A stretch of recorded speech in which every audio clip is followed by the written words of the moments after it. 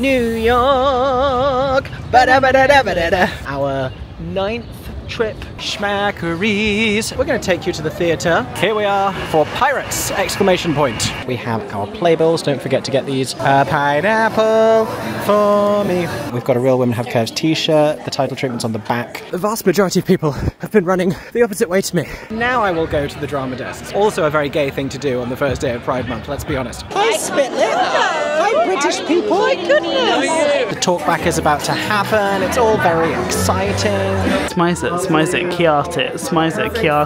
We have no idea what we're seeing tomorrow. I might get up and jump on a rush line in the morning, but I think that you will not find out about that until part 2 of this vlog, because I think this is the end. Good morning, hello, good day. I'm in a rush to get to Rush. And to rush, I know not what. This is the problem I'm having. I'm heading down to Midtown Manhattan.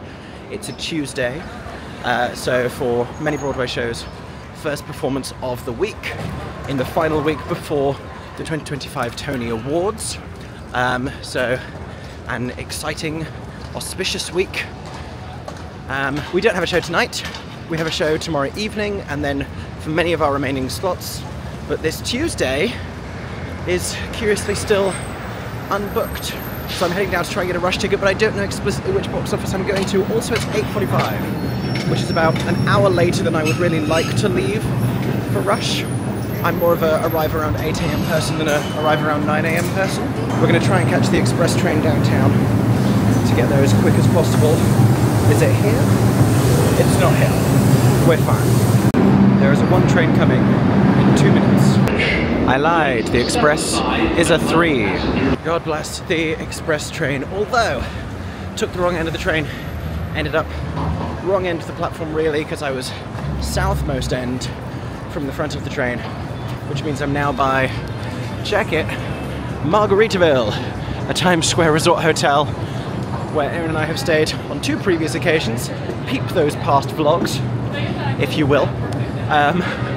So I'm rushing Margaritaville. I'm rope dropping Margaritaville Resort, Times Square. I don't know what theatre I'm going to. I think I'm going to walk past a bunch and see where my best option is this close to 9 AM. I don't know how many people rush on a Tuesday. I feel like, for no good reason, with zero research, and there are people out there who have done the research and could tell you this, I feel like I'm just going to say Wednesday is quite a big rush day. Because you have the 2 shows. You have the matinee, you have the evening. Tuesday, it's just the one. It's the start of everyone's week. Who is prepared to rush on a Tuesday? Are as many people in town on a Tuesday if people are doing like long weekend trips to New York? These are the questions. Also, we're approaching Times Square. I will show you. It lingers in the distance over there. This is sort of all the Times Square neighborhood, as it is referred to. Hence the big welcome to Times Square signage, as overstimulating as the area itself. Passing 42nd, New Amsterdam, and the Todd Haynes. I don't think Aladdin even does rush. I'm not rushing Aladdin. And I've already seen Pirates, and I don't think they do. No, Pirates do a rush. They do. Waiting to cross. Oh, they're going for it. Do I trust the New Yorkers? Yes, I do. Absolutely, yes, I do. Also, I believe this is part 2 of the vlog, and I should perhaps reintroduce myself at the beginning of this new video if you've stumbled onto this, if you've not met me before. Oh my god, hey, my name is Mickey Jo. I came to New York with 2 suitcases and a dream. His name was Aeron. And that is what you missed on Glee. We've already seen a handful of Broadway shows and 1 off-Broadway show, and I went to the Drama Desk Awards on Sunday night. It's Tuesday. I am trying to get tickets for a Broadway show this evening. Currently we have no idea what we're going to go and see. This is, oh, they're all turning through my crossing, but I have the right to be here. American traffic and crossings can take a little bit of getting used to, I will say. This is my 9th trip to New York in just over 3 years. Started coming here in April, or March even, 2023. And it is currently June 2025. The Tony Awards are in a matter of days. It's very exciting and a little bit nerve-wracking. Think how all this year's nominated shows, performers, creatives, producers, etc. must be feeling. And the PRs. Think of the PR and marketing teams. They're getting no sleep this week. We've arrived at 44th Street Schubert Alley, 45th Street, my favourite little part of the world. And when I think about rush lines, you know, there are many throughout the city. Theatres selling rush tickets, selling discounted tickets from 10 AM from when the box office opens, I should say, most days of the week. And people queuing up to get those tickets. Many theatres do that, but when I think about rush lines, I'm really thinking about Schubert Alley and these theatres around here where I have rushed many times. I was here on our last trip. I rushed Boop. I rushed Hell's Kitchen a year before that, around the same time of year, I think. Where are my feet taking me? I think they're walking me to the booth for John Proctor as the villain. I think. Seeing Stranger Things on Friday. Don't gotta rush that. Operation Mincemeat. Last time we even passed by their rush line, we discovered they had only sold a single rush ticket, or a single pair of rush tickets perhaps, but a very limited allocation. So I don't trust them, if there's anyone in the line, for me to be even second in line and still get tickets. There are people standing here at JPI TV. I'm not as early as I'd like to be, it must be said. I have walked right by the rush line for John Proctor and now the rush line for Buena Vista Social Club because, and I think this is correct, I believe there are more people, probably twice as many people in the rush line for John Proctor as the villain than there are for last year's Tony Award-winning Best Musical, The Outsiders, which is very popular, always has a considerable line, but John Proctor has a crazy line. And I'm thrilled by that. I'm excited. Hopefully we'll get to see it at some point on this trip. I'm not going to join that rush line because I don't think they're going to have any rush tickets left by the end of it. But there were so many young people in that rush line as well who need those discounted tickets as well and who I want to get the chance to go and see the play. So I'm not annoyed. I am delighted to see that happening. Yay for John Proctor. There's like probably a dozen people at Mincemeat. It's not a bad line. I just don't know if I trust it. Multitasking because I just realised tonight is one of Mandy Gonzalez's final scheduled performances in Sunset Blvd, and that could be the perfect Tuesday show for us. I would like to see Mandy, so I'm now doing the digital rush on Today Tix. Am I going to get tickets as I walk over to the actual box office to go and see how long the line is? Oh my gosh, I did get tickets. Mezzanine left, L9 and 11. Not great seats, but seats nonetheless. You can see me on the ceiling. Hello. And you can also hear the construction noise happening directly above me on this marquee. They're doing something to the balcony, which is going to make the next like 55 minutes of this rush line a harrowing experience. I have tickets here on Today Tix. I think I'm going to release them. I don't mind seats 9 and 11 as far as being wide goes in the mezzanine. Also, who are you calling wide? But row L is a little further back than I think I would like to be in the mezzanine, and I'm like fourth in line for the rush line, and I think that will serve me slightly better. Actually cycling through a couple different options on the Today Tix rush, and the seats are getting generally further back and wider to the stage, so I'm going to stick it out here and hope that I can get something closer from the box office. Not that it's the end of the world if I can't, having seen this production multiple times and there being a giant screen on the stage. Also, not to make absolutely everything about the Tony Awards race for Best Leading Actress in a Musical, but if we're voting with our feet, the rush line for Audra Gypsy, aka Gypsy, starring Audra McDonald, across the street at the Majestic Theatre, is currently about twice as long as ours here at the St. James. But this show's also been running a lot longer, and Nicole isn't in tonight, so in fact, none of that makes sense whatsoever. Good news, everybody! Good news! We have tickets to see Mandy Gonzalez play Norma Desmond in Sunset Blvd this evening, or at the very least, Nicole is not scheduled to perform. It should be a Mandy night, and I dare say it will be. She could end up being indisposed at the last minute. It could be one of the, I believe, 2 other covers within the Sunset Blvd company, one of whom is Rashida Scott, who replaced Caroline Bowman when she left to go do Smash. But thanks to the very nice gentleman at the box office window, we have 2 rush tickets sent to orchestra second row. I have never sat so close at the St. James, I don't think. So that's very exciting. I've just turned down the wrong street. That's less exciting. Spot the Hell's Kitchen bus. Where were you when I was doing a Broadway scavenger hunt on my last trip? Where were any of the Broadway themed buses? I saw a Moulin Rouge one the other day as well, but I wasn't holding my camera. at the time. But yeah, Hell's Kitchen, that bus has a critic's pick. If you haven't yet watched our scavenger hunt from the last trip, then go and check that one out, because it was very fun. We all exhausted ourselves competing, and it took me a very long time to edit. So go and watch, and I hope you enjoy. Will we do another scavenger hunt on this trip? Unlikely. The Tonys are approaching. We all need to save our strength. And Kate, who competed last time, Kate Reinking, has just gone out of town to go to DC to go see some theatre for a couple of days, which is something that we could have done, but as you will come to find out in the forthcoming installments of this vlog, we're going to enough places. I'm now killing a little time as I decide my next moves for the day, what else I want to get done today, some other filming projects, videos that I want to share this week. Normally I like to try and come to New York with a bunch of videos pre-filmed, pre-uploaded that I can just hit go on, so I don't have to worry too much while I'm here. That is not the case this week. Plenty still for me to talk about over on YouTube. In about 10 minutes time, there is a sort of a drop-in event happening from some of the producers of the Romeo and Juliet revival that was at Circle in the Square. In any case, it's happening at Studio Seaview in about 10 minutes, and they're calling it a breakfast event. Does that mean they'll have food? These are the questions. Do I go get a black and white cookie from the takeaway window at Junior's just in case? Hedging my breakfast bets because I am hungry. My hunger for tickets has been satisfied. My hunger for food hasn't. Okay, you gotta be kidding me. You gotta be kidding me at this point. An Aunt Juliet bus is the next one I now see. Where were all of these buses?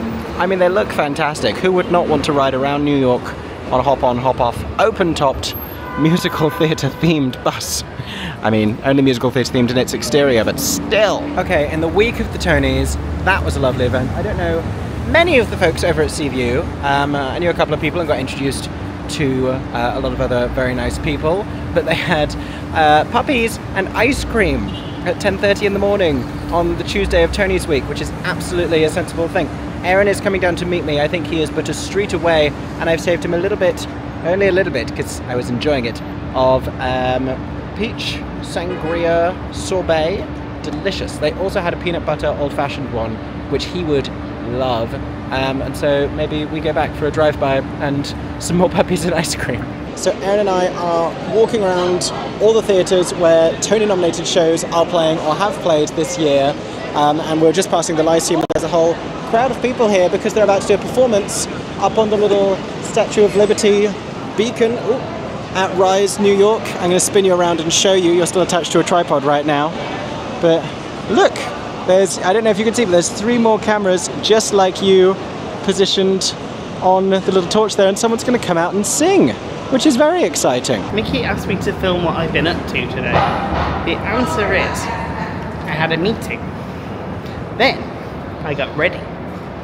Then, I walked through Central Park and spoke to my parents as I gave them a tour of Midtown on FaceTime. Then I had to find His Royal Highness. Now, I am being a cameraman, which I often am on these videos, secretly filming. So, if you see one of these roaming ones, say thank you to me in the comments. I joke. But say hey to me, because I will be in the video as well. Just not on camera, I will be behind the camera. It is definitely the first really warm day of our trip today. We are heading over to Rockefeller to go and use the restrooms, but then also to get beverages, because it is toasty on the streets of New York, and we've been walking around to various different theatres, filming little bits and pieces about their Tony nominations. I kind of can't believe, I think I've spoken more about the Tonys and thought more about the Tonys this year than in any previous year, and this is the most nominated shows we will have ever seen. Hopefully by the end of this week we'll have seen every eligible musical from the season, actually, not just the nominated ones.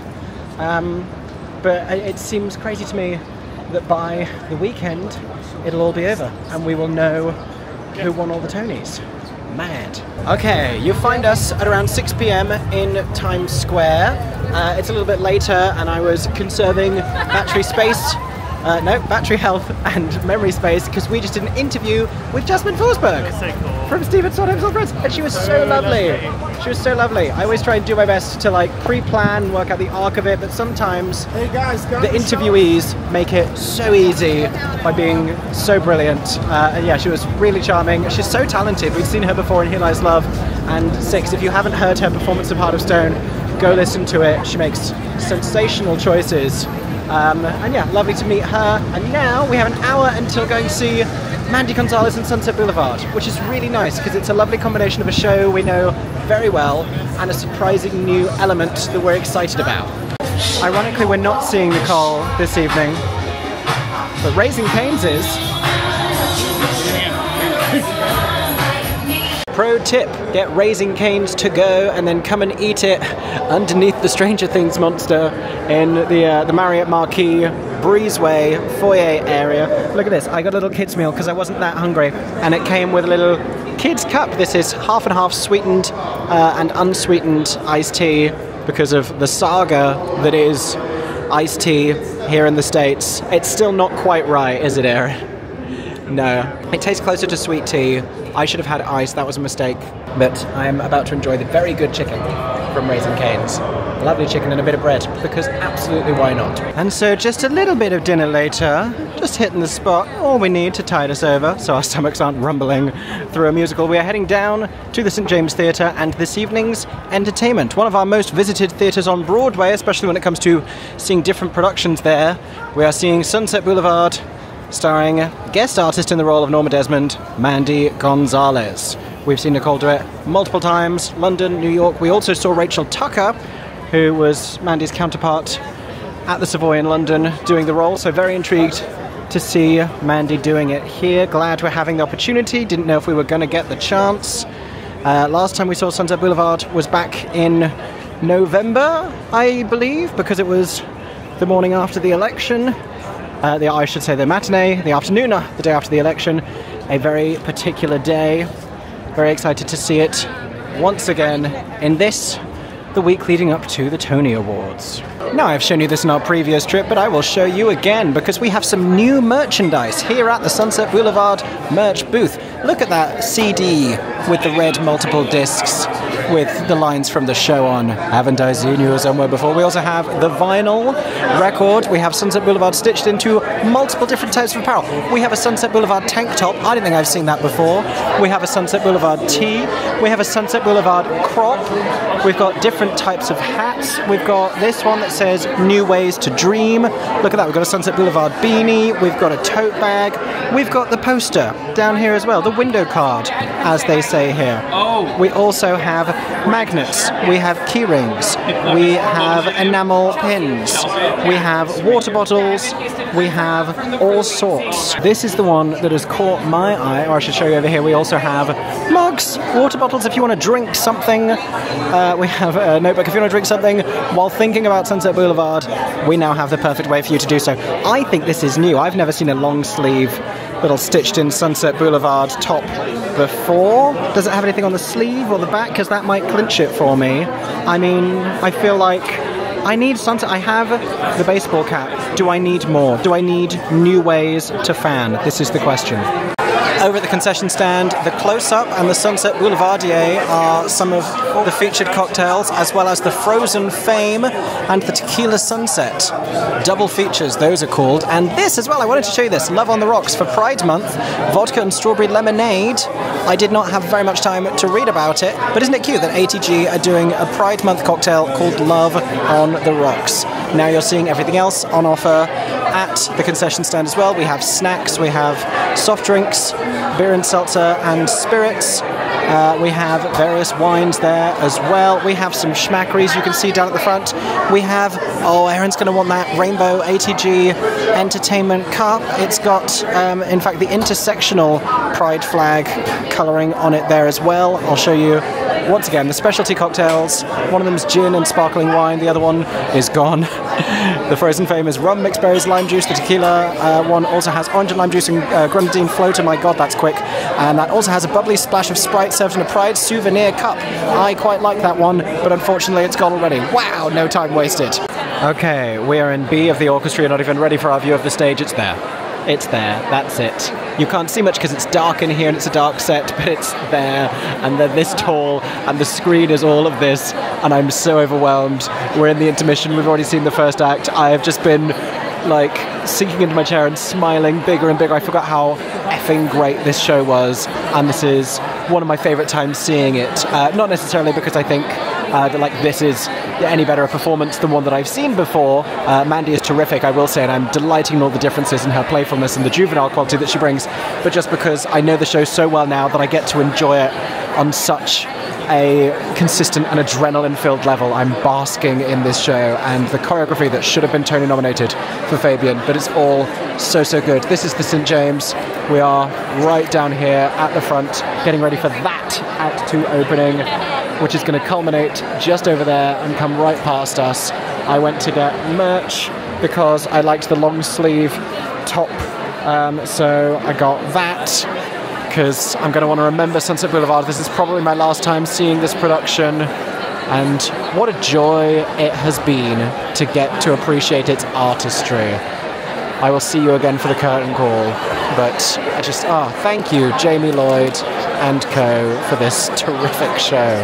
Also, the Pride cocktail, really nice. Really delicious. Other shows I don't really care about. There you go, one of the nicest drinks Aeron James has had on Broadway, and $1 from every purchase goes to a trans charity, which is super important.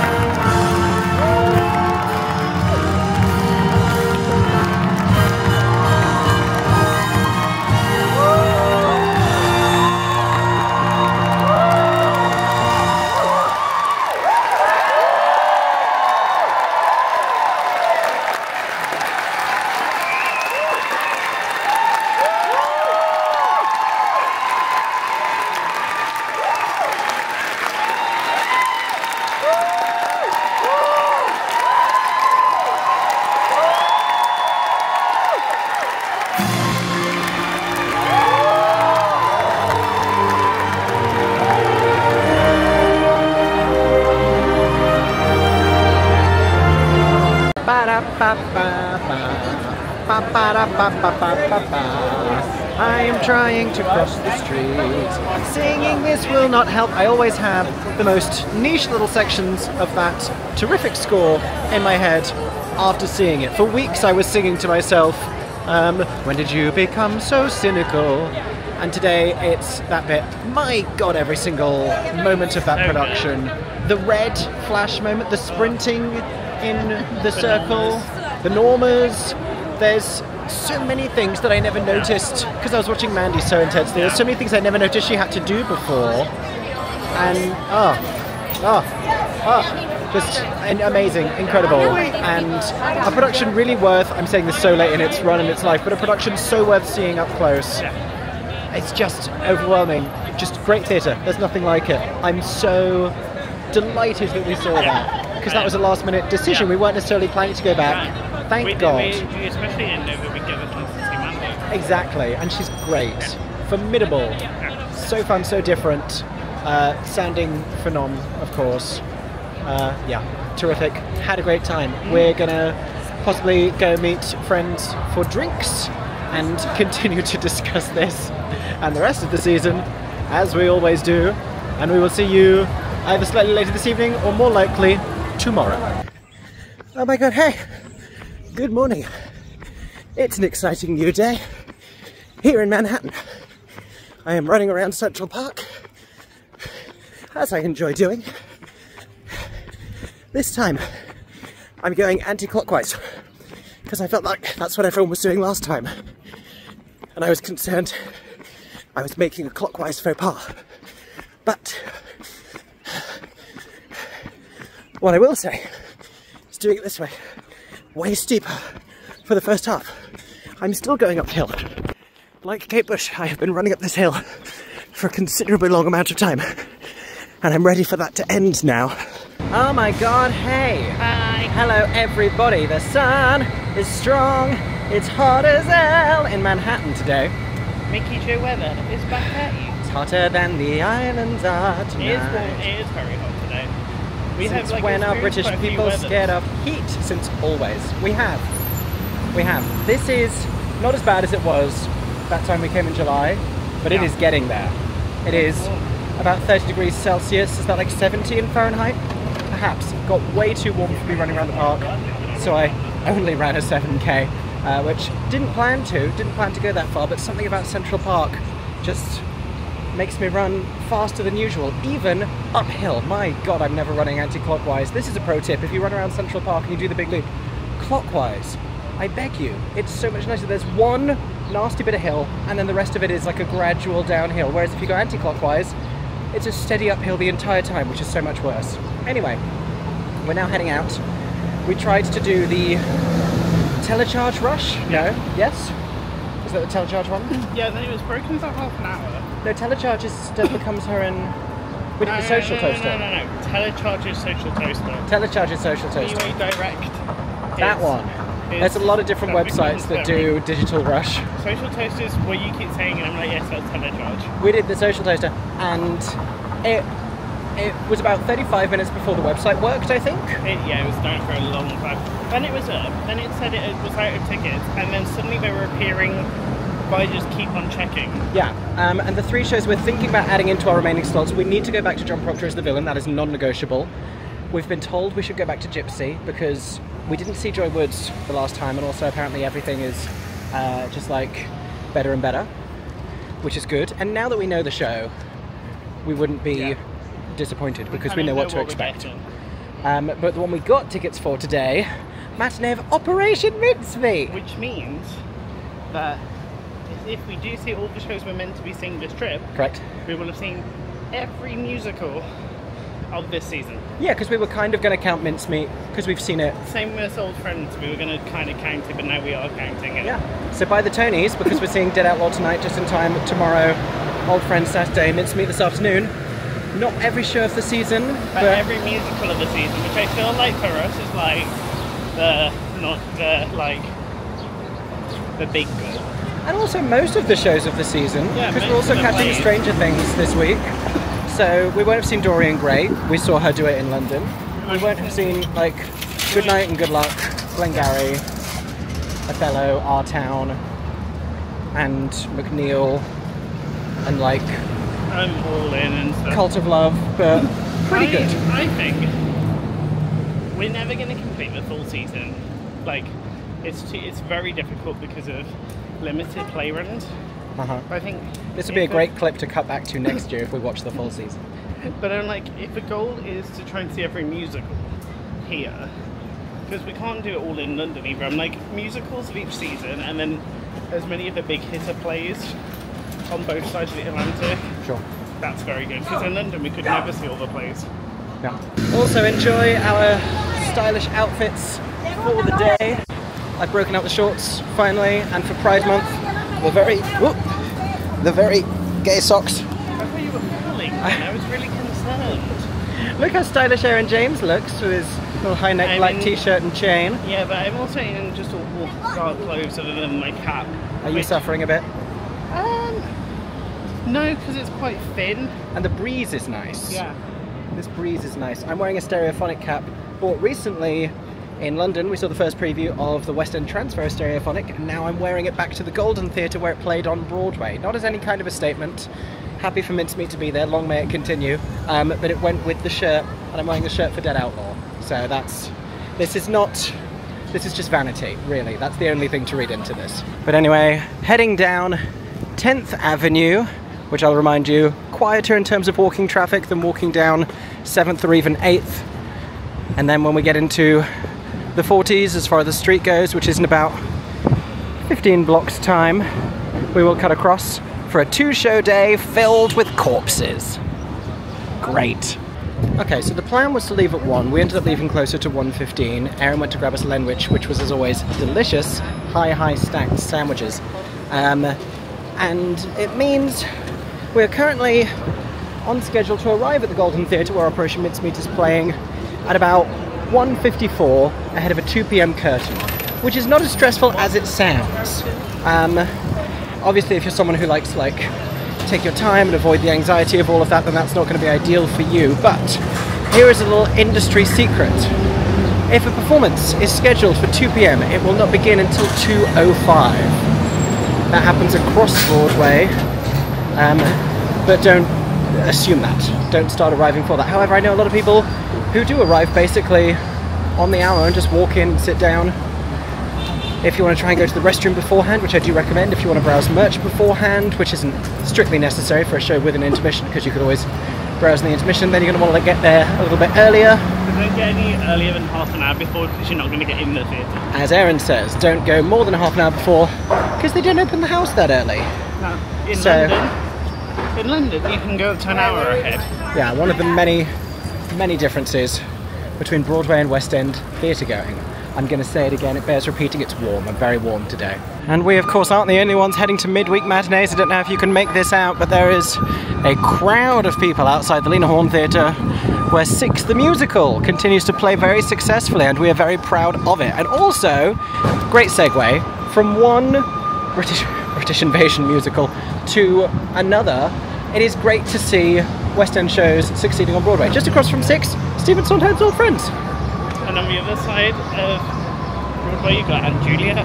You do. And also on this same street, Othello, Molly Osborne, British actress, who we saw in Benjamin Button, that's why my brain went there, alongside heavyweights, Jake Gyllenhaal, Denzel Washington, representing for the UK. It's just nice. It's nice to see it. Theatre is an act of international collaboration, I believe. And it's when we really lean into that we get the most exciting work. Hot as it may be, lovely weather, strolling down 8th Avenue. And by strolling down, I mean power walking, because we're cutting it a little close for this curtain. The signal says 1 second left to cross the road. That's fine, that'll do. Please don't run me down, nice van. And here it is. We've passed by this stunning eye-catching marquee, which I just love many times, but this is our first time coming here to see the damn show.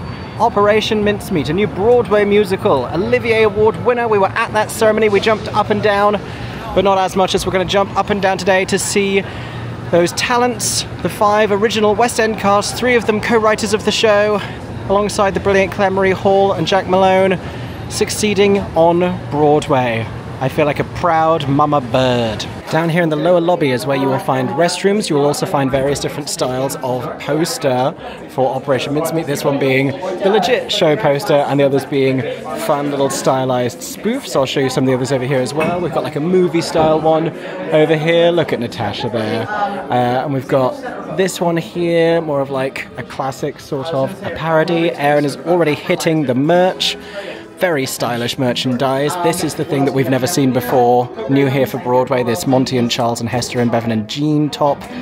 We've also got enamel pins, tote bags. Did you not just get a jumper? Go on in a medium. Yeah. Sorry, I'm issuing him instructions. We got mugs, we got magnets, we've got stickers, we've got a Who Is Sue Goggins tote bag, t-shirt, all sorts here, and of course the very yellow vinyl there. And for your information, also prices of everything there as well. The feed is showing us that the show behind the yellow curtain is about to begin, but I will show you the drinks options here. Of course we have sangria, bit of wine, bit of fizzy pop. You can also add a shot of Captain Morgan, push the boat out, push it all the way out. And we have cocktails, wines, beers, sodas, waters, snacks, of course available at your Broadway concession stand as well. And let me acquaint you with the interior of the auditorium of the Golden Theatre. Last time we were here, the only other time we've been here in fact was for Stereophonic, and we were sat somewhere way back up there, like last row on the corner. And now we are down here. We've got a pretty terrific view here in the orchestra. Thank you, Telecharge Rush Seats. We're in row K, I think. 115116, just a little bit away from the aisle, but in the central section. We're in the intermission already, which is why you're not seeing the iconic yellow curtain of Operation Mincemeat. But regulars at the Golden Theatre can let me know, is this drape always this colour and they're just lighting it to look extra yellow, or have they done that to match the yellow Mincemeat show curtain? Because I'm curious. In any case, we can see Ben Stone's brilliant, intricate set design here that is a lot cleverer than it initially lets on. And we've been told more changes have been made to the set. I think we've spotted a few of them already. When the transatlantic transfer happened, it got a little bit of a glow up, which I've been enjoying, but it's still the same remarkable, dare I say, brilliant show. How is the sangria, Aeron James? Perfect. What's in the sangria, Aeron James? A bit of red wine and a bit of fizzy pop. Lovely. Perfect on a very warm day. Very nice. It's because I had to go to the bar to fill up my water, because they'll do it for you at the bar. They'll fill up water bottles. I couldn't find a fountain to do it myself, and so I was like, I'm at the bar. This is a cute cup with the iconic mincemeat design. Would be criminal not to.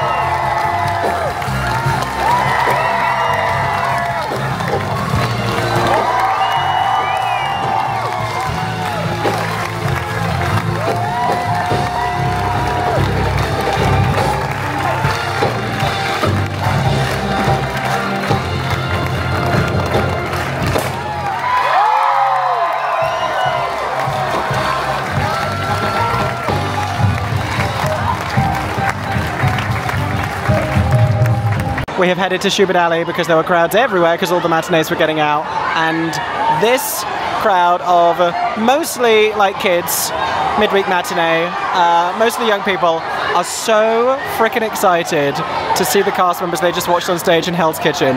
They have been screaming, and I grant you, currently it is recent addition to the cast, Christopher Jackson, original cast member from Hamilton, I believe. I'm pretty sure. I can't tell from this distance, but they are screaming for everybody, and that's, you know, it's a lot, but it's also a lovely amount of enthusiasm to finish work to, and it's nice to see people excited for what might be their first Broadway show. We have just stopped into One Schubert Alley, one of multiple merchandise locations here in New York, where we have lots of different merch items, some of them specific to shows, some of them specific to One Schubert Alley itself. some current shows, some past and closed shows as well. We have all sorts of things on offer here. And we also have some Pride things as well, because it's Pride Month, that I will show you. Wicked has a little Pride t-shirt over here that they're also selling at the show that says Friend of Dorothy. There are also some Pride pins. And before I forget to show you, I've just purchased one of these. You can get a Tony Awards hat. I got it because it's my favourite colour in the world. And it has the year on the back as well. This will be the first year that we're in New York for the Tony Awards, so now I'll have the hat to remember that. We're not going to the Tonys, don't get too excited, but the hat will make it feel like we did. Here's where you can get all of the pins. Aeron James was thrilled because he's purchased some in advance for shows that we're planning to see. But you can see they've got little Pride collections here for Death Becomes Her, for Hadestown. Show the way the world could be is a lovely message to go with that. That's the Friend of Elphaba. And then a slightly less sincere message, but I celebrate this. Bump It With a Trumpet being the Gypsy Pride pin is hilarious. We also have a Pride Beetlejuice t-shirt, and I dare say there is a demographic for that. Between shows, where else but Schmackeries, the official cookies of Broadway, where they're launching a new Pride Month flavour with proceeds going to GLAAD. I think it said, yeah, proceeds going to GLAAD. Tastes like inclusivity and cookie, which are two of my favourite things. It's good. It's very good. It's Schmackeries, of course it is. And next up, for our second corpse-themed musical of the day, we are here at the Longacre, a theatre we have visited 3 times before, twice for the musical Lempicka, and once on this previous Broadway season, in fact, for Swept Away. Dead Outlaw is the show we will be seeing here. It played off Broadway before this, it won a whole bunch of awards, and it's the rare instance of a show we're seeing on Broadway knowing next to nothing about it. We have a sense of the plot and the vibes and some of the music, but very little else. I like the Longacre because they have a little merch showcase right here in the entranceway, and we can see some of the items on sale here. You can tell we have a very particular kind of aesthetic. Not a million miles from Swept Away, but that was more cool tones being at sea, and this is warmer colours. We have a little magnet there with the logo on, with that bandana. We have a little mug as well, but a particular style of mug. We have a little keychain, a little Dead Outlaw keychain there. We've got a pin. This is also on sale at One Schubert Alley, so Aeron has bought it already. He was prepared. This is the back of the t-shirt that says The True Story of the Dead Outlaw, Elmer McCurdy. It's a big day for us, and true stories adapted into musicals. We also have a pullover over there, or a hoodie in fact, and we have, interesting, the baseball cap with a little bit of a torn, rugged aesthetic. We've got an actual bandana, much like the bandana in the show artwork. That t-shirt is a crop, and we have a tote bag with the same pattern on as the bandana. If we venture downstairs, oh, of course, there's also the window card artwork and the prices of everything down here. If we venture downstairs, I dare say there will be more possibly, but also just another place to actually buy this stuff. This is just, as far as I know, a merch showcase point. The company, 3 of them Tony Award nominees, also listed on the cast board adjacent to the box office area just over there. We've also got some themed cocktails available here. We have the Dead Man's Hand, or the Coroner's Report. It is not dissimilar to mincemeat. One of those is bourbon, ginger ale, and lime juice. The other is mezcal, grapefruit juice, salsa, and lime. There you go. Thematic. We don't have logo show cups. We have Schubert Theatre ones instead, just FYI. And we are back in the Longacre Theatre Auditorium. Very different lighting state this time. I mean, very different to Swept Away and very different to Lempicka. I don't know whether, obviously this transferred from off-Broadway, whether that remains the size of the whole playing space, whether it's going to expand. Obviously there's a lot of marking around that stage, but I'm very intrigued. Again, know very little going in. Excited for that very reason. Okay, my question. You are a bit of a bandana boy. You've been wearing them more when you run, like That's true. headbands. That's true. So is the Dead Outlaw red one on your I need? I do like a unique merch item.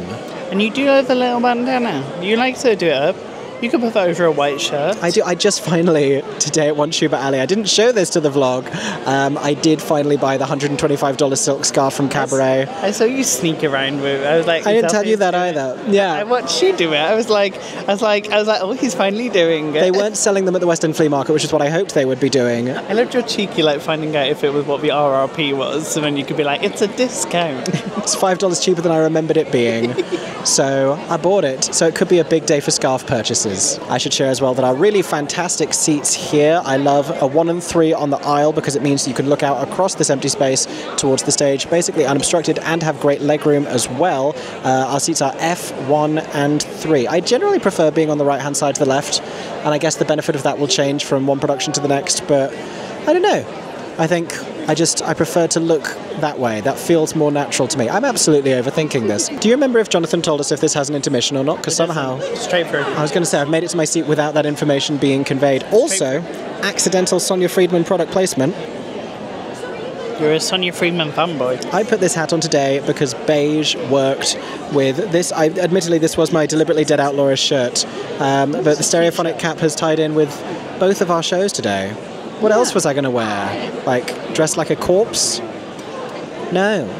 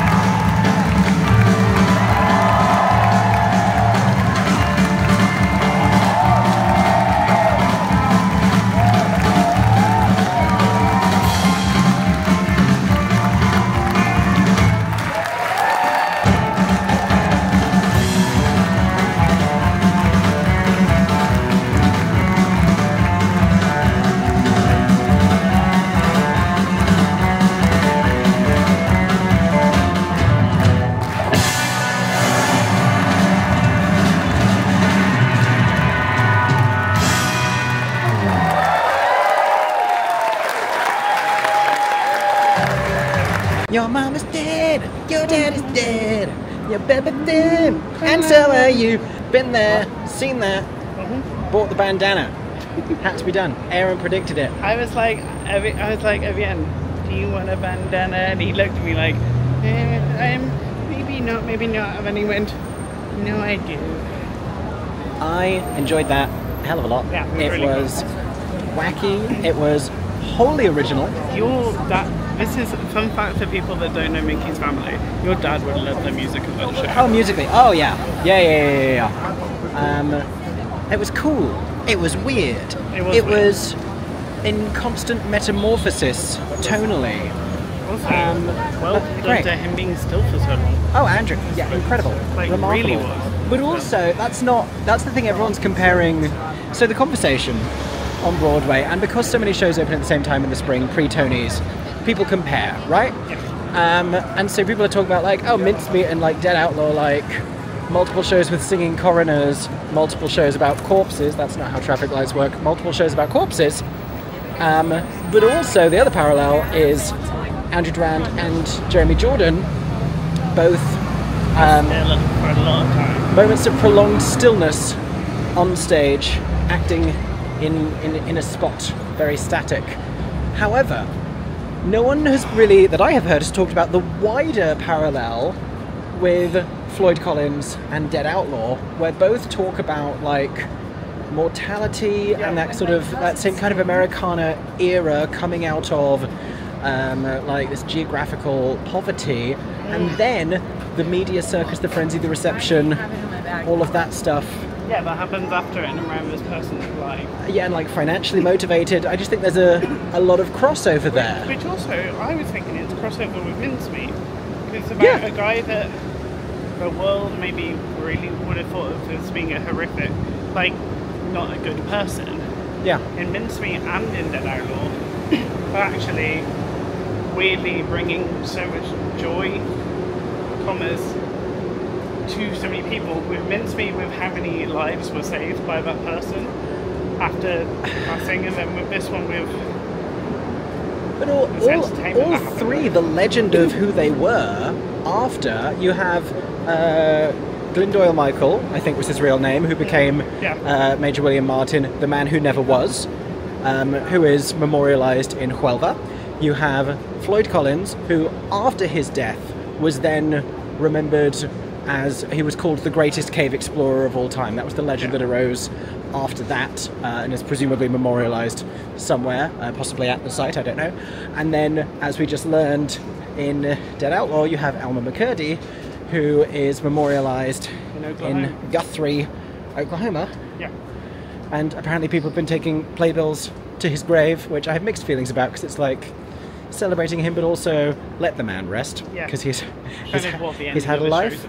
He's had a life and an afterlife. But yeah, not a topic that you normally hear discussed in the world of musical theatre, in the world of like mainstream Broadway musical theatre. It's a dark topic. And here three come along at once. Oh, it's Moms! I'm not hungry enough for Moms right now. You love the shakes from that. I do. We've not been in a while. I'd get back to Moms. We didn't. No, we didn't. I'd get back to Moms. Just gonna plant that seed. I like this. This is cute. Very Pride Month.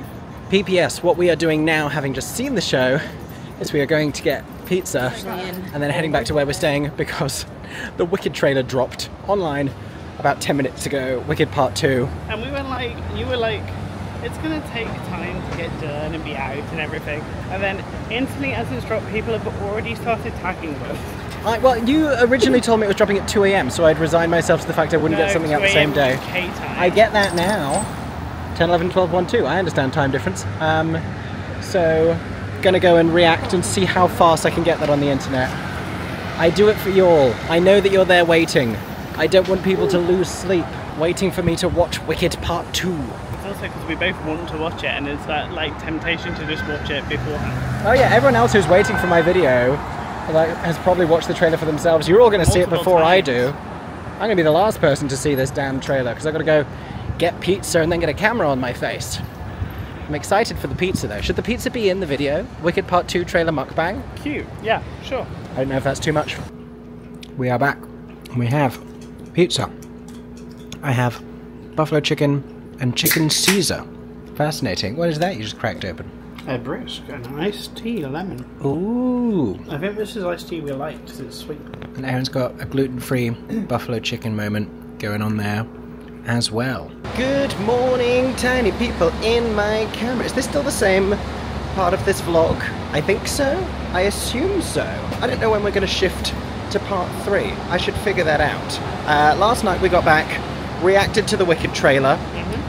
We're still thinking about it. We're still talking about it. But it's also a brand new day. I'm interviewing another exciting rising talent Broadway star today. I can probably tell you who it is because you will have already seen the interview. I'm going to chat to Jordan Fisher backstage at the Al Hirschfeld. We're going to talk about him joining Moulin Rouge as Christian, but also his recent brilliant stint as Orpheus in Hadestown, and just the fact that he keeps going into these long-running Broadway shows and just spicing them up. And how I enjoy that. And of course we are also seeing a show. We are finally catching our last new musical of the season, just in time. New musical? Oh, okay. Okay, yeah, we're seeing Old Friends on Saturday. Tonight we're seeing Just in Time. We're seeing it just in time because after that we're going to sit down and make our full Tony's predictions. We've been holding off because we hadn't seen it yet, but after tonight we will be able to predict who's going to win at the Tonys, which is this weekend. Oh my gosh, how exciting. For now though, we are heading out to go and get some breakfast and enjoy an 80-degree day. It's kind of overcast, it's not completely sunny, it's humid, so it's not so bad, especially in the shade. Gone to William Greenberg to get ourselves some snacks, some baked goods, possibly for now, possibly for later in the day. And the reason we love coming here is because they also have gluten-free options for Mr. Aeron James. Look at these. Oh, wow.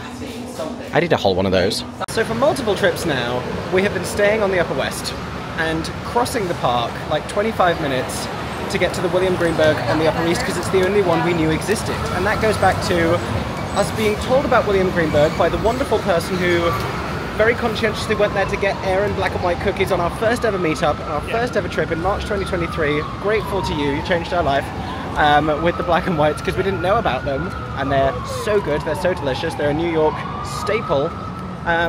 But I guess, when we found out a couple of trips later where it was, when they got back in touch to be like, oh, it was William Greenberg, I googled it on Google Maps and I just picked the one on the east side rather than the west. And this would have been easier to get to by subway as well, even if we weren't staying here. Yeah. So how long have we been doing this? And no one has been telling us in the comments. It's absolutely my fault, but I'm working really hard here to make it yours. I'm probably gonna save mine for later. I got a pink black and white cookie. I've been trying all of the different colors over our last few trips. I've done blue, I've done lavender. The weather is slowly warming, and so is the color palette that I am choosing on my cookies. Aaron's getting an iced latte from his fave Dunkin' Donuts. Ooh, I have lip scrub. It's tasty. I'm gonna get the new flavor of Magnolia Bakery banana pudding, the world famous banana pudding. I had it in part 1 of the vlog, and it was peanut butter and chocolate, I think. And they change it monthly, and it's now strawberry shortcake for June, and that sounds delicious. But I'm sort of at war with myself about whether I want a savoury option as well. Meal planning in New York as a tourist, not like getting groceries in and cooking for yourself, etc., can be challenging because of portion sizes and because of show timings. And so we're seeing a 7 o'clock show. I've got a 5:20 interview beforehand. Do I eat between those things? Do we eat after the show? Do we have a late lunch? Do I have a brunchy meal that's going to sustain me now today? These are the questions that I'm asking myself, and I don't have the answers. I'm trying to figure that out. And now, following my feet to Magnolia Bakery, gonna get me some strawberry shortcake pudding. She looks good. Oh, she looks delicious. What you are about to witness is Mickey eating a strawberry shortcake pudding, which I find funny because all I can think of is that cartoon character. Strawberry shortcake. So I'm like, oh, a collab. It's not a collab. It is just strawberry shortcake as in the cake. There were so many times we came here and I was not vibing with the Magnolia monthly flavours. You can just get regular banana pudding, which is still great. And that's what I do in those instances. But this is the most excited I've ever been for one of their alternate monthly guest flavours. One day, can somebody make a gluten-free version so that I can understand even what the concept of a banana pudding is, because I can't even imagine what it is. It's creamy, bread puddingy, but it's cold, it's not warm. It's just very tasty. It's very, very yummy. And the best bite is the bit you lick off the lid. I do love though how happy it makes you. This is one of those things in New York where you will see Mickey get extremely excited to try it. So good. Ah, yum, yum, yum. One of the spots to visit in Central Park is Belvedere Castle. You can go inside, you can go up, and you can also go to this little point down here from which you can glimpse into the Delacorte Theatre just across the water, set to reopen this very summer. The Delacorte has not been opened since we have been visiting New York, I don't believe. It has been major refurbishment going on, but they are getting ready for an imminent return of performance to the Delacorte Theatre here in the middle of Central Park. Open air amphitheatre, as you can see. How exciting that it's on its way back. And also, something we noticed the first time we came here, oops, nearly fell down. There are little blobs moving around in the water. I think I'm pointing the camera in the right direction. It's very bright. And those are turtles. You can see quite a few of them out today. Some ducks as well. I wonder how they feel about the turtles. I hope they all get on. There are lots of them swimming around the lake here in Central Park. And here at another point on the other side of the lake, you can get a much closer view of the turtles. See? I told you. There's so many of them. Wow. Oh. You're gonna sit back. That's kind of crazy. And here's another body of water we sort of have yet to discover in Central Park. This is the Central Park Reservoir. It's almost the full width across of the park. And there are duckies swimming in it. And there's a very flat path that goes around the outside, which is a explicitly anti-clockwise running track. So there you go, further to the whole clockwise or anti-clockwise running debate. But it is nice and flat and mostly shady, so maybe if I do another run here in the next couple of days, I need to come and visit this particular running area. It seems nice. Also, update to the day. Interview with Jordan Fisher has been rescheduled for the same time tomorrow, which is absolutely fine because our schedule is clear, so all good there. But it does mean we have slightly more time this afternoon, so rather than rushing back, we're going to keep exploring more of Central Park. We've never walked up this far together. Yeah. It takes a lot longer when you're not running, but it's like 33 degrees Celsius, I think, which is in the 80s Fahrenheit. I kind of wish we had this kind of running route near us at home. Oh yeah? I would do this as like a daily thing. I mean, it would be very nice. There is nowhere quite as nice, I found, in the world to run as Central Park. A little further on, we have tennis courts, construction, and the bridge from Enchanted. Previous viewers of the vlogs will remember that every time we go past a bridge in Central Park, we're like, is it this one? And it is actually this one. You will find it at sort of the northwest corner. Well, you'll find it by these tennis courts, is the easiest waypoint, but at the northwest corner of the Jackie Kennedy Onassis Reservoir. Jackie Kennedy Onassis? Jackie Onassis Kennedy? Jackie's Pond. Northwest corner.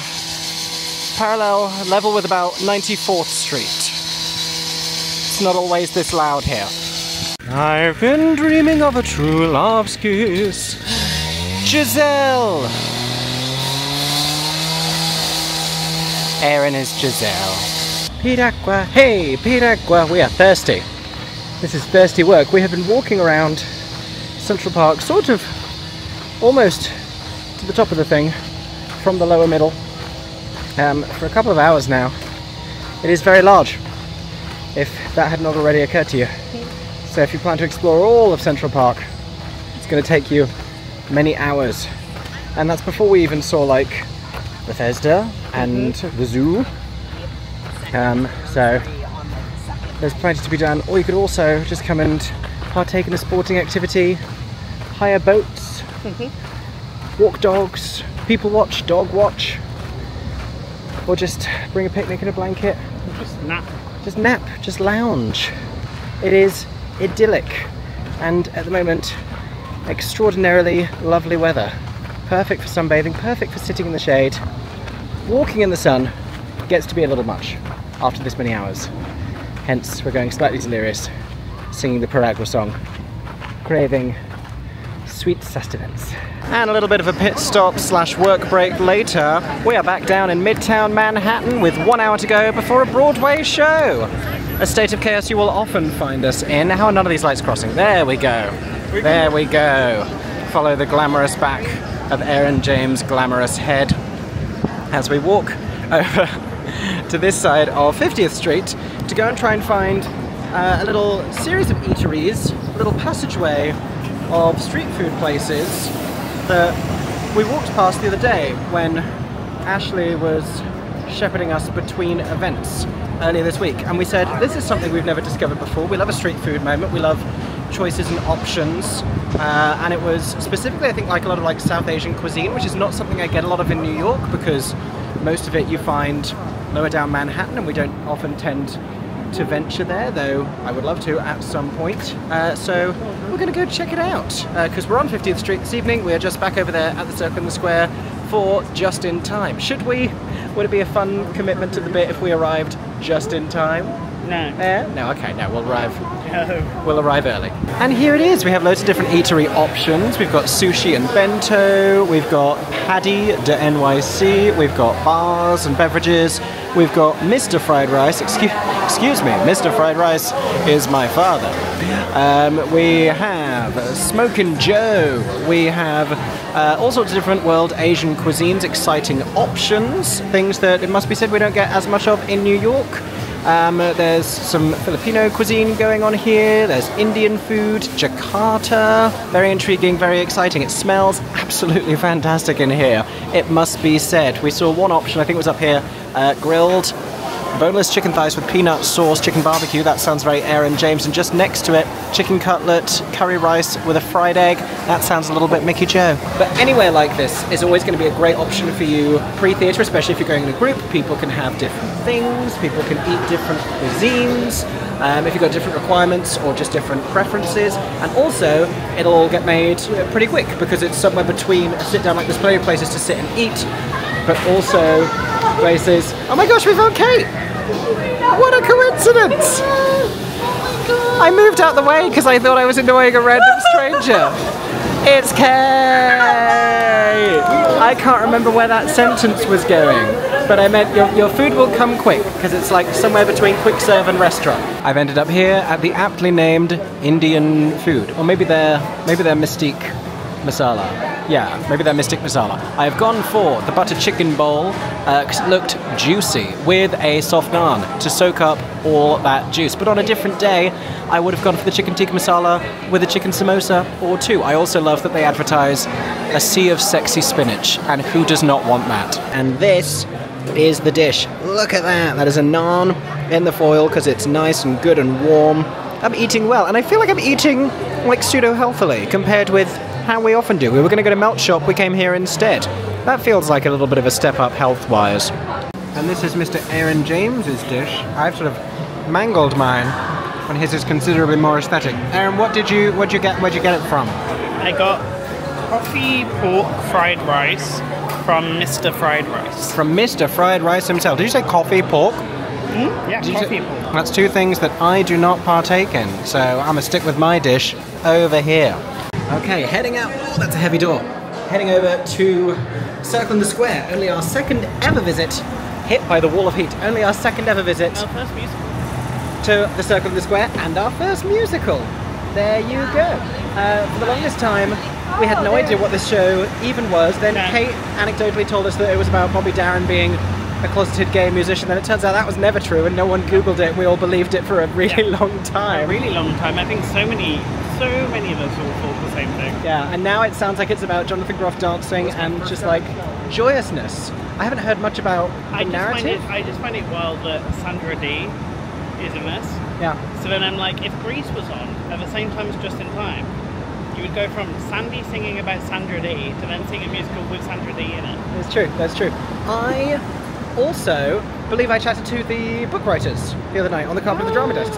Don't judge me, I chatted to like 100 people in 35 minutes.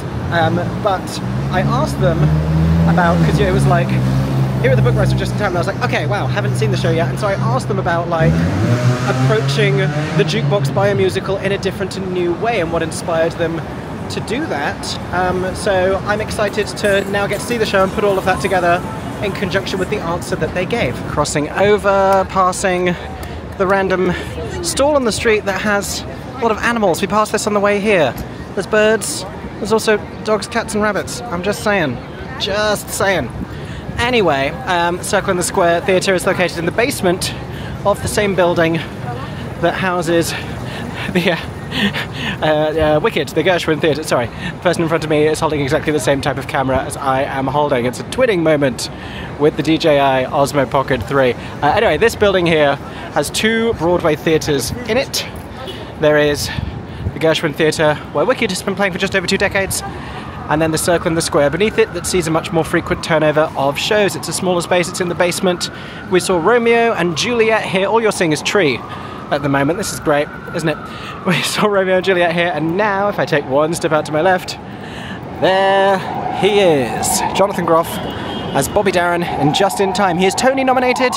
He could win the Best Leading Actor in a Musical Tony Award 2 seasons in a row. Has that ever happened? Certainly not often if it has. We're very excited. Show starts in about 20 minutes. We're going to pick up our tickets and head inside, and then down the stairs. This is the foyer area. Once you head down the escalators, you go up escalators for Wicked, you come down them for Circle in the Square. You can see a glimpse of the auditorium. There is a bar, there is a merchandise stand, but it's generally looking a little less intensely thematic than it did when we saw Romeo and Juliet, when they kind of redesigned the whole space and there was a claw machine and beanbags, and it was very Y2K. So this is the merchandise booth here. We have a few little things. We've got a just-in-time lovely blue tote bag there, looking very high quality, I must say, with Mr. Jonathan Groff as Bobby Darin on one side and the title on the other. Why am I out of breath? Because I just legged it up here from the downstairs bathrooms. We have, oh, that's a very fun enamel pin set with 4 different pins. Mac the Knife, Dream Lover, Beyond the Sea, and Splish Splash, as in you were having a bath. We have the same titles on these different, oh, like a set of 4 different glasses. Very posh, very fancy. We have a little magnet there. Are they selling an actual matchbook, like the matchbook on the logo? That's the question. An individual enamel pin badge, just with the title treatment. We have the same logo edge on a mug. We have a just-in-time rubber duck. You all know me well enough to know that that's about to be purchased. And we have shot glasses to really spice up your evening. We also have some apparel here as well. We have a nice Dream Lover pullover. We have a just-in-time t-shirt in black.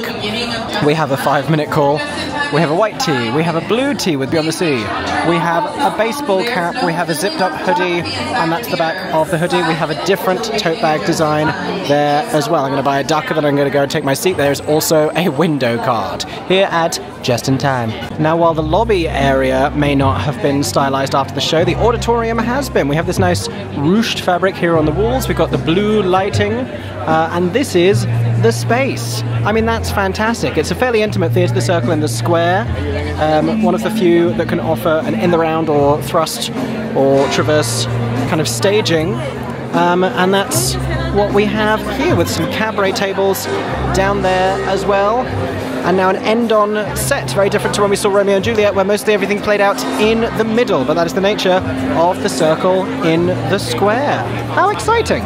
Once we've actually taken our seats, this is the view. We are in B202 and 204, I believe. I couldn't figure out where that was going to put us, so do go to the ushers for help. That is what they are there to do. They are there to help you and make sure you have the best theatrical experience possible.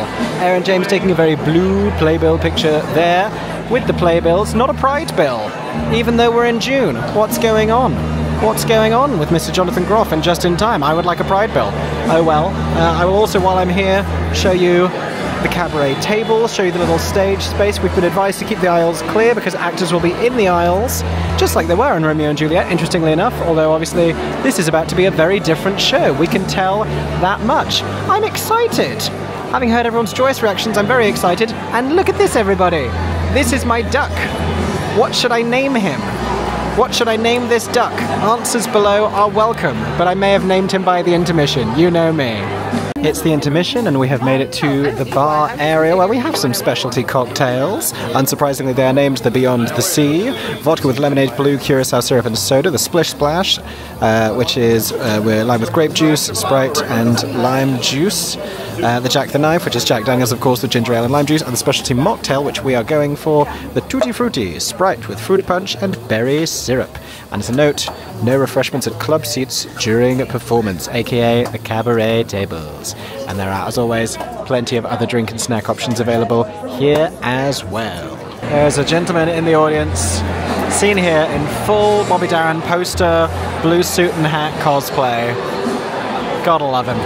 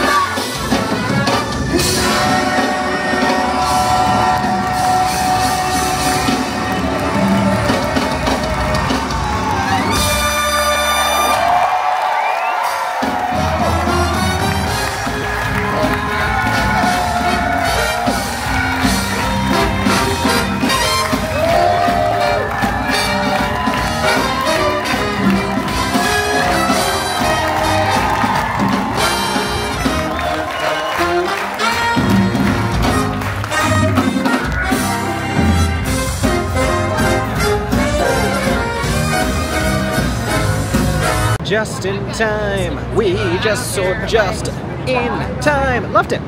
Yeah. Had a lovely time. No bad seat in that theatre. Although I will say the front of the seated orchestra things on the side, you're a bit lower down than the people sat on the tables. Yeah, so I would go a couple rows back. Think. Yeah, I wouldn't want to be at the front of that section. I should hope their seats are cheaper than ours were. Yeah. As in I should hope they're priced differently, because it just doesn't feel the same. But Jonathan moves so much through that middle space. If you're getting one of those cabaret tables, you're getting a very special experience. Someone might sit on your table, someone might stand on your table. The guy in front of you had a dance with Jonathan. That was so nearly me. I don't know if he always picks like second set of stairs up, but the guy sat in front of me on the aisle, because I was aisle on like the third row, he was aisle on the second. He was like, "May I have this dance?" and danced around with Jonathan Groff right at the start, and I was like, I was this close. But yeah, horses, police ponies over there. But yes, enjoyed Just in Time. Made me think a lot about Wonderful World, because quite similar in many ways. Like the story of these musicians looking to like constantly reinventing themselves, seeking greatness and fulfillment, and the women in their lives used as various waypoints. And Louis Armstrong lived a lot longer, hence why he got through more wives than Mr. Bobby Darin. And also, as I love your the point, oh thank you. People are nice. I was having a lot today. The thing that you were just saying about the Jonathan Groff of it all, please share. Well, it's like dramaturgically in the book is Jonathan Groff. Like there's multiple moments. There's the whole front section is written for him with lines and jokes, but specifically of Jonathan Groff. Yeah. So, he introduces himself as Jonathan Groff. And like first. there's jokes about him, like he's very like meta, he's like very aware, makes jokes about things we know about Jonathan Groff. And I don't know. The spit, he's talking about the spit. The spit and like where he's from. Oh yeah. He talks about that. There's a lot of it. It's very, very much him. And then I wonder what happens with the cover, when the cover's on. Is that whole section, that person playing Jonathan Groff playing Bobby Darin, or is it rewritten? I think it has to be. I think they're playing Jonathan Groff. Or can it work for a cover? Also, fun thing, we're about to walk past the Copacabana, which features very much in the musical. Is it the same one? I assume it's the same Yeah, that is the Copacabana one. The other thing I was going to say, just to throw it back to last night's conversation, is, in one way or another, is every single male, like, leading actor in a musical, Tony nominee this year, about facing mortality. Oh, I was going to say, we've had our third leading actor nominee that has to be still for a very long period of time. Oh, because the freeze frames? Well, he's in a freeze frame for the whole of one of Sandra Dee's songs. That's true. That's true. Yes. But also mortality, because Bobby Darin's whole thing is that he was told as a child he wouldn't live past 16, and so he's constantly thinking about his death. Dead Outlaw is obviously all around that. Joe in Sunset, he isn't thinking about that, but the way the story is framed, it's such a factor. I don't know, because I feel like with him and with Darren's one, like it is, but it's not for that character. Oliver and... Yeah, it's a bit, that's less his story and more Claire's. It's both of theirs. It's but also the way he has to come to terms with it. In one way or another, it's they're all about death, really. Like Louis Armstrong, again, the way the story is framed. I don't know. I think it's a lot of actress roles where they're all about stardom, and men all think about death and legacy. Apparently, it's kind of an old cliche, I guess. Anyway, we've arrived on Restaurant Row to not think about death, to think about what cocktails we want to drink at the end of this Thursday night on Broadway. 7 o'clock curtain, the night is young. And after this, we're going to make a lot of Tony predictions, because we've now seen a lot of, not quite all of the shows, but all the ones I feel like we need to see to make our informed choices. Oh my god, hey, and good morning. This is me not running around Central Park. This is me walking back after about 200 meters, because my right, what do you call the top of your foot? The bit on the top of your foot has been annoying me for days, and it's annoying me right now since the drama desks, actually. And also my right calf and my left shin, my legs are not in a good place, and they just started yelling at me as I began to attempt to run. I wanted to run up to that reservoir that we found yesterday and run in a circle around it. Might do that tomorrow, but for today, heading back, feeling sorry for myself, and I'm going to eat the pink and white, black and white cookie that we got yesterday at William Greenberg, which is sort of the opposite, isn't it? So it's a healthy and positive start to my day. How are you? Meanwhile, back at our New York Upper West Side accommodations, we just predicted the Tony Awards. Just filmed our predictions. Stressful. Because we've seen now the majority of the nominated shows and performances. Yeah. So I felt like we could give informed opinions. And also, Aeron got me a donut from Dunkin'. It's National Donut Day. National Donut Day. And I ate my pink black and white cookie because I was feeling sorry for myself about my slightly poorly foot that I'm hoping isn't like a tiny broken bone or something, because if I had to go to hospital here, that would cost me $50,000. Well, it wouldn't. It would just go on your insurance. There is that. We have travel insurance. There is that. I forgot about that part. But still, would not be ideal. Okie dokie, one successful prediction of the Tony Awards and many hours of editing later, we are heading back outside, where I hope to venture slightly further than I did earlier today. We're going to Friedman's, but the Upper West Side Friedman's on 72nd, I think it is. Our fave is the one on 46th, bottom of the Edison? Yeah. Because that's where they do Gale's Broadway Rose, which it was really easy to get a reservation to when they started, and now you got to book that in advance because it's popular and TikTok viral and whatnot, and constantly full of families and school groups and young people enjoying the singing servers, and why wouldn't they? We also haven't had many like pre-Broadway show evenings free. We are redoing the Jordan Fisher interview tonight at about 5:30 ahead of a 7 o'clock curtain for Stranger Things The First Shadow, so it makes more sense for us to have a late lunch up here, which is what we're doing right now. And if it seems weird to be at Friedman's eating their food without singing servers, then I can just sing at Aeron and he will be delighted. If anyone was curious, it is still very warm. It is warm out, but I'm enjoying the colour coordination. This is why I had to buy the hat. It's my colour. It works for me. I'm happy about this. Aeron is in full maybe happy ending. We got Huaboon on the tee, Huaboon on the cap, Huaboon everywhere. Starting with some Shirley Temples for us today. We have this ongoing thing with Shirley Temples where there's always subtle differences in the drink we end up getting, or sometimes more striking differences. We ordered a Shirley Temple in Toronto, got something very different to the ones we get here in New York, which are also very different to the ones we've been served in London. Interesting to see the international variety of Shirley Temple, but also This is also a slightly different colour and taste to Shirley Temples I've had before at Friedman's, curiously. And then the food arrives. Aeron's got gluten-free bread, some very good-looking gluten-free bread, actually. Shout out to Friedman's with their hugely gluten-free inclusive menu, with a tuna mayo, tuna melt. Is that what you went for? Tuna melt, he's telling me.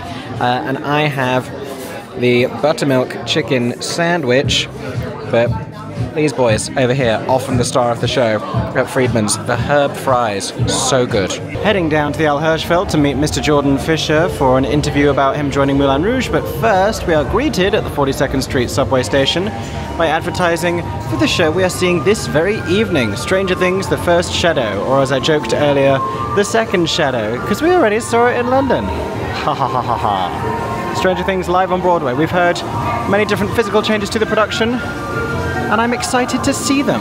But first, Jordan Fisher.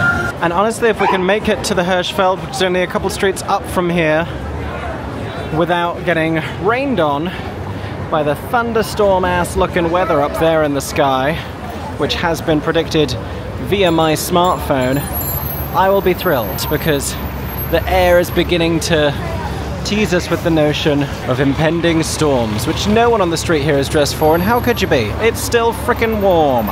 We've stumbled onto some sort of Broadway block party with ice cream vans and games and Jenga and a step and repeat here, possibly courtesy of the Schubert organization, on the Friday afternoon before the Tony Awards. Why not?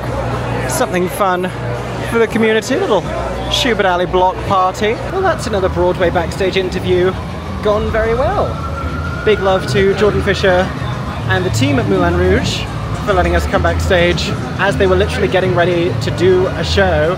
Yeah. Also, multiple things happened immediately before, and I'm trying to be like professional game face, like planning everything in my head, because you don't want to waste anyone's time and you want to make sure it goes well and ask. Especially pre-show when they are about to do a show. That, like, time is a factor. You've got to ask insightful questions. You've got to, like, make it worthwhile being there and make it interesting to them as well. No one wants to get asked the same questions over and over and over again. But as I'm getting ready to do this, we're getting walked to Jordan's dressing room, and we get walked onto the stage, and then we go a different way, because they were literally, if you don't know Moulin Rouge, there's a lot of set. But we step onto the stage, and my mind goes, this is where Into the Woods was. That it was, I guess, the Martin Beck at the time, I think. Yeah. But AKA the most impactful Broadway musical of my entire life. And that was the stage, and I was just had a moment of being like, oh. And then we got to Jordan's dressing room, and he had arranged for, because there were a couple of cast members who wanted to come and say hello because they'd watched the videos, and so he'd arranged to make that happen, and it was lovely, and people said such nice things, and I'm incredibly British, and I can't take compliments, but I was so touched. That was really nice, and Jordan Fisher was so nice. It was so lovely. I love it when you meet really talented people you respect and then they're wonderful. And so down to earth, and so like, and like the wisdom, smart, and like such a love for theatre, and simultaneously such a honesty about the mindset of it as a job, as a profession, and what that means, which is something I so respect. That was great. I'm overwhelmed. I need to sit down. We only have 50 minutes until Stranger Things. I don't need to eat anything. I don't think I need to drink. Do you need to drink anything? No, we can't get at the theatre. I could get water or like a drink at the theatre. It's still not rained yet, but it's really trying to. It is so... We should cross the street, because I think it'd be better to just do that before it rains. We're going to go to the Marquee Theatre to go see Stranger Things, and there's lots to show you there. This is the tunnel, walkway, breezeway, whatever you want to call it, outside of the entrance to the Marquee Theatre, also known as Nederlander Way, I believe, but it does have these giant Stranger Things The First Shadow decals on the wall. Stranger Things is playing at the Marquee Theatre, which you can find upstairs in the Marriott Marquis Hotel. It's a controversial theatre because several other Broadway theatres were demolished to make way for this hotel, with only one being established in its place. The box office for Stranger Things, if you want to know, is out on that street, 46th, despite the restaurant being called Bond 45. That's just confusing. It's opposite the Lunt-Fontanne. If you want to know where the box office is, it's through this door here, actually, is when you then come into the theatre.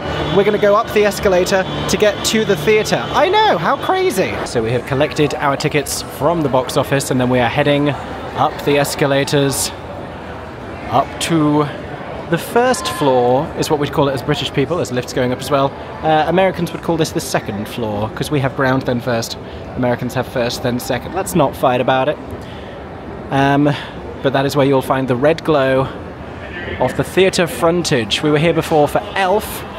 It was not anywhere near this evolved and aesthetic. They've really gone all out for Stranger Things while it is here. Look at this. Oh, Stranger Things, the first shadow. I need to show you, I'm showing you the carpet up here. That's the theatre area over there. The restrooms are just behind us in the corner. I've tripped twice over my own shoes on this carpet, and like, see, now I can feel like slight... But Aeron just gave me a look of such, like, pseudo-disappointment. I'm just going to film my shoes and maybe catch myself in the act. On this side over here we have some posterage from previous productions at the Marquee. Since it's Tony Awards weekend, Julie Andrews famously declined a Tony Awards nomination to stand alongside the egregiously overlooked members of the company who were not nominated with her. Bernadette Peters in Annie Get Your Gun, Evita, the last major revival of Evita before the one that's about to start previews at the London Palladium and is possibly Broadway bound, another West End first show, Me and My Girl, Thoroughly Modern Millie, and Tootsie. There you go. And then, look at this. Over here, we have an entire house frontage. This is not normally what the theatre looks like. They have put this up to give the Marquee a little bit more atmosphere, something a little bit eye-catching. There is no way you could be a hotel guest here and miss this. It is the Creel House. Peep the creepy silhouette in the first floor, second floor window. And that is how you get into Stranger Things, the first shadow. You gotta go into the house. Lots of drinks options once you are inside the creepy house. And we have them shown here. There's an elderflower mocktail. You can get a pomegranate slushy or a lemonade slushy. Here at the Sandbar concession there is also a price list for all sorts of other things. And then I believe that these are all signature cocktails as well. We have gin options, rum options, tequila options, vodka prosecco.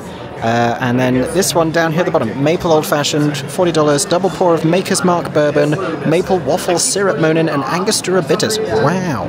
And you won't go thirsty because we have lots of places where you can buy drinks. They are on both sides. Part of what makes this theatre feel a little bit like a cruise ship theatre is the fact that this lobby area feels a bit like a cruise ship, with these spiral staircases taking you up to what feels like a higher deck level. We also have decoration everywhere for Stranger Things, telling you that this is set in Hawkins in 1959, before the world turned upside down. It's a subtle way of saying prequel, everybody. This is a prequel. We also, of course, have lots of merchandise available here. We have, I like this because it's cute and clever. It reminds me of the last 5 years merchandise with the backwards font. An upside down New York hat that does say Stranger Things, the first shadow on the side. We've also got more apparel. We've got a t-shirt there. We've got a red t-shirt with that alternative logo over there with the creepy shadow. We've got the same thing on a tote bag. We've got the same thing on a window card. We've got Stranger Things socks. I haven't seen those before. Maybe I want Stranger Things socks. We've got a hoodie. We've got these fellas. I mean, I won't assume their gender. We have Demogorgons that are considerably bigger and cuter, actually, than the little one that I have from the London production. They are more like teddy bears here. And we have various little trinkety bits and pieces here as well. We have magnets. We have keychains. We have a really substantial enamel pin set. Wow, we have a different type of keychain. We have a third different type of keychain. Over there, they have gone all out on this merchandise. There is the individual enamel pin, and here are the prices of everything that I have shown you here at Stranger Things. You're going to need a good few moments to browse and consider everything at this merch stand, because we have a lot of really great options. Here on the digital cast board, we did just have a casting substitution. I think it was the role. There it is. The roles, usually played by Graham Winton, will be played by Tom D'Agostino. But I also wanted to show you this, in case anyone's curious about Stranger Things, about its sort of intensity and triggers and content advisories and whatnot. They are listed here. Gunshots and other sudden loud noises, theatrical firearms, strobe lighting effects, and theatrical fog or haze. All of that being said, neither Aeron James nor myself are horror movie people, and I was not scared by this. In London. You had a moment. Slightly. I think after the first 10 minutes it's not scary. No, because that was you thinking it was about to get scary. Because it was never scary. No, it's just quite... If you're loud and jumpy, if you jump Sure. from loud, that's where at the start I felt it, and then after that I was fine. It's pretty on a par, I guess, with the TV show. That's your barometer for ask for. I know this because of the Muppet Show. Okay, so we're in the intermission and I lied to you completely. It is very scary and I had forgotten how scary it actually is. I take it all back. I take it all back. It's very unsettling. But I am enjoying. I don't know if I'm having like a revelatory changed experience. You made us quick. The cats. Oh, we have to go via the merchandise booth, but also spoilers. Spoilers. Something changes at the merch booth in intermission, as other similar plays have done previously. So skip like 30 seconds ahead if you don't want to see this, because I'm going to show you the next thing I show you now. Final spoiler warning, but here it is. This is the additional plush item that they are selling in intermission, or from intermission. We also have a dead cat plush, which is slightly devastating. There you go. Exclusive merchandise. They are selling the deceased cat plush as featured in the show. Am I going to queue up and buy one? Probably. Probably. We're trying to remember change. We saw the London version in very late previews just before it opened. Yeah. Like winter 2023? Yeah. So it's been a while. It's been a minute. Trying to remember, there are definitely some differences. There are definitely some entirely changed sequences. Yeah, definitely. There's big moments that change. There's still a musical number, but it's a completely different musical number. Yeah, but it's also, I mean, it's the same show. It's not like extraordinarily different. It's just sort of tinkered with. Yeah. I'd say. It doesn't feel like it makes substantial changes to the real meat of the thing. It's the dressing of the theatrical salad that's been changed. I've lost myself somewhere in this metaphor. Shout out to the people behind us misremembering the Stranger Things TV series. I can't bring myself to correct them. Shout out to the woman sat to my left, fighting for her life, trying to work out why the dad looks so much like the guy from Grey's Anatomy. Spoiler alert. It is. It is. It is in Why fact. didn't you tell that? TNA. No, I'll tell if she's still agonising over it when we get back to the seats. Then I will. Okay, apologies for those of you who don't want spoilers for the production, because this is an additional spoiler warning. Once again, skip ahead 30 seconds right now if you don't want spoilers. I've warned you, it's happening. Meet my friend! Look at this! It's a dead cat! Isn't it creepy? It's called Prancer. Look at that. I love it. You want to know something really creepy? It's got like an opposable spinal structure system inside, so you can contort it. That's kind of horrifying, honestly. And yet, it helps to justify the $30 price point. Aeron has left the theatre to go and use the restroom, because you head out into the hotel area to use the hotel's restrooms. I'm hoping he'll come back. I'm confident he'll come back. He's only a little scared. We're going to get through this together. I don't want to do the second act by myself. It's scary.